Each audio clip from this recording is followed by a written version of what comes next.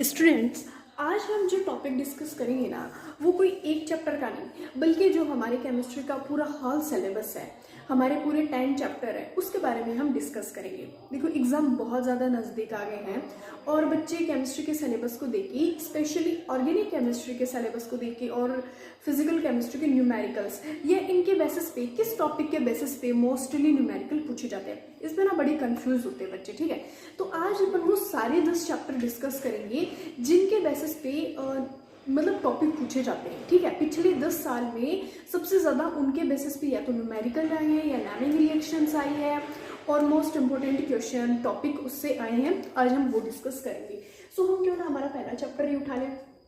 देखो, जो हमारा पहला चैप्टर है, वैसे तो मैंने जो सॉल्यूशन चैप्टर है उसमें Henry law, Raoult's law, colligative property और क्वांटम फैक्टर, ये मोस्टली 4 टॉपिक है बड़े बड़े, जो मैंने चारों ही लिख दिए हैं। तो आप सॉल्यूशन चैप्टर में क्या करना, हेनरी लॉ और उसकी एप्लीकेशन बहुत ज़्यादा अच्छे से पढ़ लेना। ठीक है, हेनरी लॉ और उसकी एप्लीकेशन अच्छे से पढ़ लेना।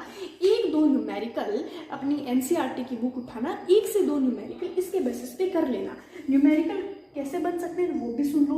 P = KH(x), बस इस फॉर्मूले के बेसिस पे तो न्यूमेरिकल बनेंगे। ठीक है, जहाँ पे हेनरी लॉ कांस्टेंट की वैल्यू गिवन होगी या आपको फाइंड आउट करनी रहेगी। दूसरा हमारा टॉपिक है राउल्ट्स लॉ। अब राउल्ट्स लॉ की डेफिनेशन लर्न कर लो और उसके डायग्राम बना दो कि राउल्ट्स लॉ ने कहा क्या था। डायग्राम भी बस वही तो, कंटेनर वगैरह बनाने हैं, हीट देनी है, किसमें कौन वॉलेटाइल है कौन नॉन वॉलेटाइल है, और आइडियल और नॉन आइडियल लर्न कर लो। आइडियल नॉन आइडियल क्या कहता था वो देख लो। आइडियल और नॉन आइडियल के बीच का डिफरेंस देख लो।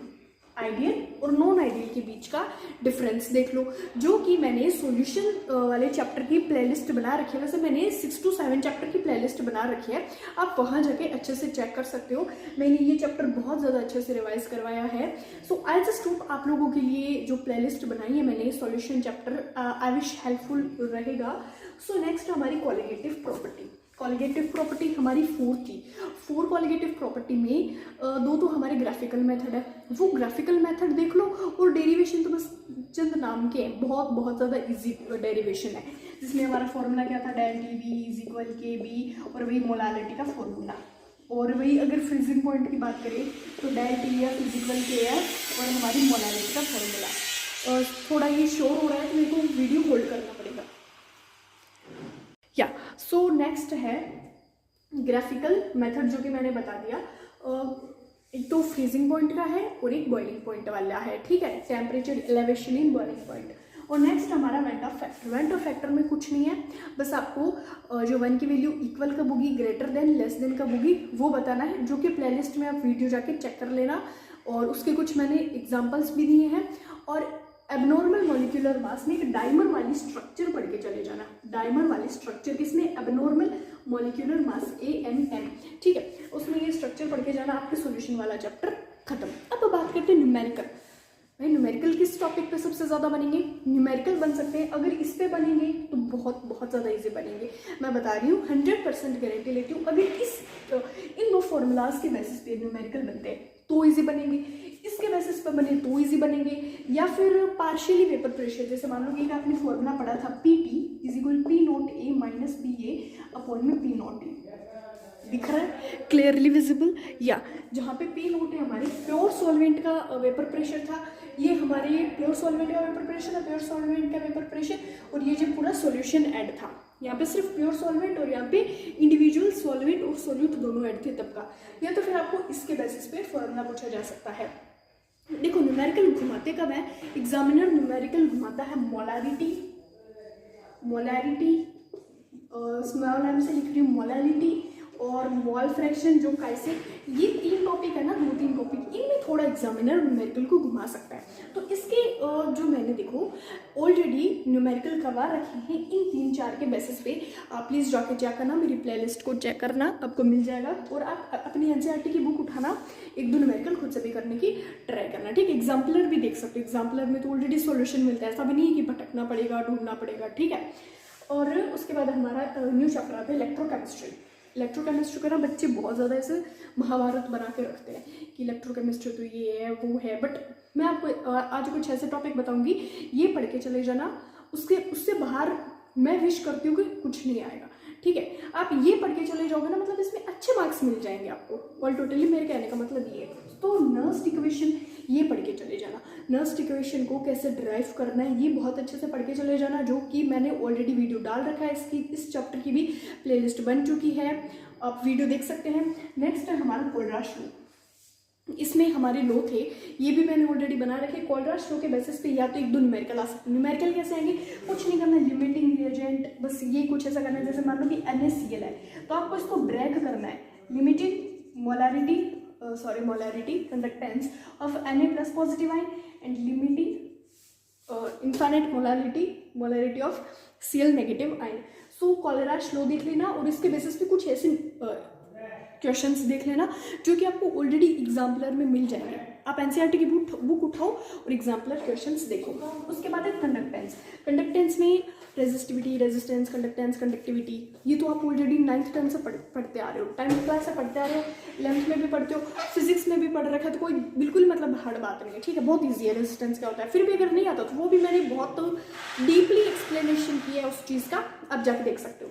नेक्स्ट है कंडक्टेंस, हाँ, मोलार कंडक्टिविटी, मोलार कंडक्टेंस और इक्विवेलेंट कंडक्टेंस, ये दो टॉपिक डिफरेंट है। इसके बेसिस पे न्यूमेरिकल देख लेना, और न्यूमेरिकल वैसे बहुत इजी पूछा जाता है और इसकी डेफिनेशन पढ़ के चले जाना, छोटे क्वेश्चन में इसकी डेफिनेशन पूछी जा सकती है। नेक्स्ट है हमारा बैटरी का ड्राई शेल, मर्करी शेल पढ़ के चले जाना, बहुत ईजी है। अगर ना कुछ बच्चे इस चीज़ में भी कंफ्यूज होते हैं, मेरे स्टूडेंट्स रहे हैं जिनको ये बैटरी वाला टॉपिक भी बहुत ज़्यादा हार्ड लगता था कि हमसे ना रिएक्शंस याद नहीं होती है, कब एनोड कैथोड कैसे होता है। मैंने इस पर वीडियो बना रखा है, और भी बहुत सारी प्लेटफॉर्म्स हैं जिन्होंने बहुत अच्छे से इसको समझा रखा है, और आप मेरी बनाई हुई प्लेलिस्ट, मेरे बनाई हुई वीडियो को भी ज़रूर देख सकते हैं अगर आपको समझ आता है तो। So dry shell, mercury shell पढ़ना सब कुछ है, मैं ये नहीं कह रही सिर्फ यही पढ़ो, लेकिन एट द लास्ट रिवाइज आप इन टॉपिक का बहुत अच्छे से कर लेना। और नेक्स्ट हमारा कोरोजन के बेसिस पे भी पूछ लिया जाता है, या फिर रस्टिंग ऑफ आयरन, ये आप देख लेना। अब नेक्स्ट हम बात करेंगे केमिकल काइनेटिक्स की।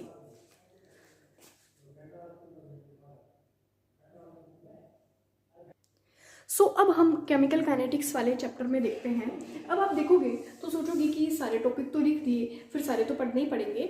जो मैंने कैसे लिखे हैं वो आप देखो। केमिकल काइनेटिक्स में पहले तो आप इसकी डेफिनेशन पढ़ो कि केमिकल काइनेटिक्स होता क्या है, किस किस टाइप की रिएक्शंस इसमें अकर होती है, स्लो, फास्ट, मीडियम, ठीक है। और हो सके तो उनकी एक एक रिएक्शन लंबी करके चले जाना, जैसे स्लो में रस्टिंग ऑफ आयरन का कर लेना, फास्ट में NaCl वगैरह, जैसे NaCl के अंदर H2O का मिक्सचर बनाते हैं तो NaOH रिएक्शन होती है। जैसे मान लो कि सोडियम को लिया और उसमें H2O डाल दिया तो यहाँ पे ये NaOH बना देगा, जो रिएक्शन बहुत ज़्यादा होगी, गैस इवॉल्व होगी, ठीक है, बहुत ज़्यादा हाई अमाउंट में गैस निकलेगी। सो ये रिएक्शन आप कर सकते हो। एंड नेक्स्ट है हमारा difference between order and molecularity. ये टॉपिक तो बहुत अच्छे से पढ़ लेना, डिफरेंस, ऑर्डर और मॉलिक्यूलरिटी का। इनकी डेफिनेशन पढ़ो कि ये होता क्या है, और इनका डिफरेंस पढ़ो, जो कि मैंने प्लेलिस्ट में ऑलरेडी ऐड कर रखा है।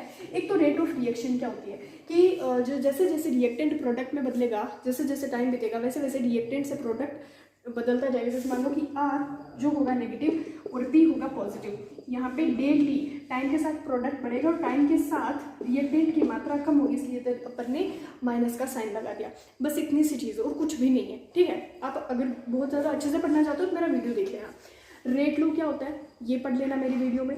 नेक्स्ट है यूनिट डिराइव करनी है, जो कि 5 to 7 मिनट का मैंने वीडियो अपलोड किया है। Zero order reaction, first order reaction, second order reaction and Anant order reaction की, बस 5 मिनट का वो वीडियो देख लेना। यूनिट आपसे पक्का पूछी जाएगी, क्योंकि इस चैप्टर में यूनिट्स बहुत ज़्यादा पूछी जाती है कि फर्स्ट ऑर्डर रिएक्शन की यूनिट क्या होती है, सेकंड ऑर्डर रिएक्शन की यूनिट क्या होती है। And sorry for this noise, because कुछ काम चल रहा है तो उसकी वजह से शोर हो रहा है, सो प्लीज़ टॉलरेट करो इसको। सो यूनिट डिराइव करनी है, zero order reaction, first order reaction, second order reaction. अब अगर हम बात करें ग्राफिकल मेथड की, अगर मैं बात करूँ ग्राफिकल मेथड की, तो जीरो ऑर्डर रिएक्शन, फर्स्ट और सेकंड ऑर्डर रिएक्शन की जो ग्राफ है ना वो पढ़ने हैं। फिर डिक्रीज कब होगा, कांस्टेंट कब रहेगा। जीरो ऑर्डर रिएक्शन का ग्राफ कांस्टेंट रहता है, क्यों, क्योंकि कंसंट्रेशन पे डिपेंड ही नहीं करता। फर्स्ट ऑर्डर का इंक्रीज होता है और सेकंड ऑर्डर का एक्सपोनेंशियली इंक्रीज होता है, ठीक है। तो आप इनके ग्राफ पढ़ना, हो सकता है एज इट इज ग्राफ नहीं पूछे, बट छोटे क्वेश्चन में पूछ सकता है कि भाई जीरो ऑर्डर रिएक्शन का ग्राफ है, डिक्रीज होता है, कांस्टेंट रहता है, इंक्रीज होता है, नॉन ऑफ द अबव, कुछ भी ऐसे क्वेश्चन पूछ सकता है। ग्राफ आपको बनाने के लिए कौन सा आ सकता है, temperature dependence on rate of reaction and graph. ये टॉपिक आपको 3 मार्क्स में पूछ सकता है, ठीक है। Temperature dependency on rate of reaction, एक है कोलिजन थ्योरी, मैंने लिखा कोलिजन थ्योरी। कोलिजन थ्योरी में क्या है, एक होता है इफेक्टिव कोलिजन, एक होता है नॉन इफेक्टिव। इफेक्टिव वो होगा जिसमें रिएक्टेंट के मॉलिक्यूल्स के बीच में इफेक्टिव कोलिजन होगा, आपस में टक्कर करेंगे और रिएक्टेंट से प्रोडक्ट बन जाएंगे। कब, जब इफेक्टिव कोलिजन होगा, ठीक है। और हाँ, इसमें मैं एक चीज़ लिखना भूल गई, फॉर माय फॉल्ट, इधर लिख देती हूँ।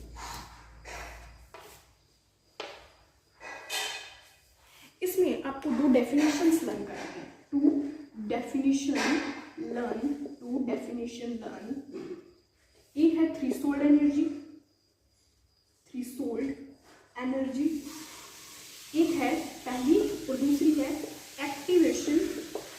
Activation energy. ये लर्न करोगे तभी temperature dependency on rate of reaction वाला समझ आएगा। एक्टिवेशन कुछ इससे शो करने की तरीके से। फिर है हमारा find derivation and graph first order reaction, second order reaction and zero order reaction. Sorry for this noise. जो हमें एक डेरिवेशन करना है फर्स्ट ऑर्डर रिएक्शन का, सेकंड ऑर्डर रिएक्शन का और जीरो ऑर्डर रिएक्शन का, इसके कुछ फॉर्मूलाज वगैरह निकालने हैं, जिस पे मैंने स्पेसिफिक एक वीडियो बना रखा है। सो हमारी फिजिकल केमिस्ट्री के 3 चैप्टर थे, उसके मैंने बता दिए। नेक्स्ट चैप्टर का भी हम जल्दी वीडियो बनाएंगे। और अब बात करते हैं न्यूमेरिकल के बेसिस पे कि न्यूमेरिकल किस पे आ सकते हैं। तो न्यूमेरिकल आप ये जो डेरिवेशन है first order, second order, zero order reaction के, ये फॉर्मूला लर्न करो, इसके बेसिस पे न्यूमेरिकल आएगा। और ये डिफरेंस लर्न करो अच्छे तरीके से। And all the best for your exam and best of luck. मैंने एक प्रोडिक्शन की है कि ये टॉपिक बहुत ज़्यादा इंपॉर्टेंट है, पहले वाले एग्जाम में भी आए हैं, तो मे भी इस बार भी आए और आएंगे ही, इन्हीं टॉपिक में से आएंगे। So thank you so much. And I just hope ये मेरा वीडियो है जो आप लोगों के लिए बहुत ज़्यादा हेल्पफुल रहा होगा। So thank you so much students.